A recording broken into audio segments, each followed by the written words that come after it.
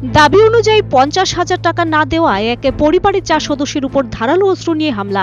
ঘটনা বৃহস্পতিবার কমলাসাগর বিধানসভার অন্তর্গত ফুলতলিতে। অভিযুক্তরা সবাই শাসক দলের সমর্থক। আক্রমণকারীরা হলেন প্রসেনজিৎ দেব, মালু মিয়া, প্রশান্ত সরকার এবং মনির মিয়া। এদের একজন আবার শাসক দলের স্থানীয় পঞ্চায়েত সদস্য। এই ঘটনাকে ঘিরে এলাকায় উত্তেজনা।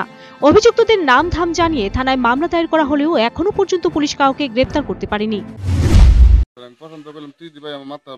মার মাথা ফাটাইলি এটা কিতা করলি কত মা এই কুপুত্র জন্ম দিছে কিটা তোরে।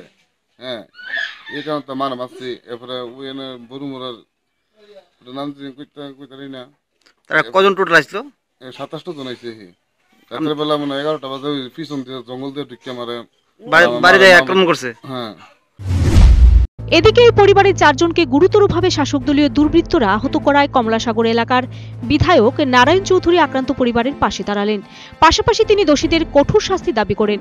উল্লেখ্য, কমলাসাগর বিধানসভার ফুলতলি এলাকায় সরকার পরিবর্তন হওয়ার পর থেকেই এই পরিবারটির উপর শাসক দলীয় আশ্রিত গুন্ডা বাহিনী বিভিন্নভাবে হয়রানি করে আসছিল। পাশাপাশি তাদেরকে 50,000 নগদ টাকা দেওয়ার জন্য প্রতিনিয়ত চাপ সৃষ্টি করে আসছিল। এই টাকা মিটিয়ে না দেওয়াতেই বুধবার রাতে এই পরিবারটির উপর বর্বরোচিত আক্রমণ চালায় এবং পরিবারের 4 জনকে ধারালো অস্ত্র দিয়ে আঘাত করে আহত করে।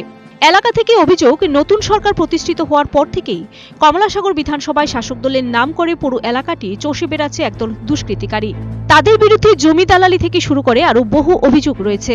তাদের এই ধরনের কার্যকলাপে অতিষ্ঠ সাধারণ মানুষ। কয়েকদিন আগে এই রফিস মিয়ার কাছে 50,000 টাকা চেয়েছিল। সে বলল আমি দিন আনি দিন খাই, আমি কলের কাজ করি, কিন্তু পঞ্চায়েত মেম্বার সহ এই টাকা না দেওয়ার পরিপ্রেক্ষিতে গতকাল 10:30 ওনার স্ত্রীর উপরে, ওনার ছেলের উপরে, ওনার ছেলের বউর উপরে আক্রমণ করে। Bureau report, search India TNN।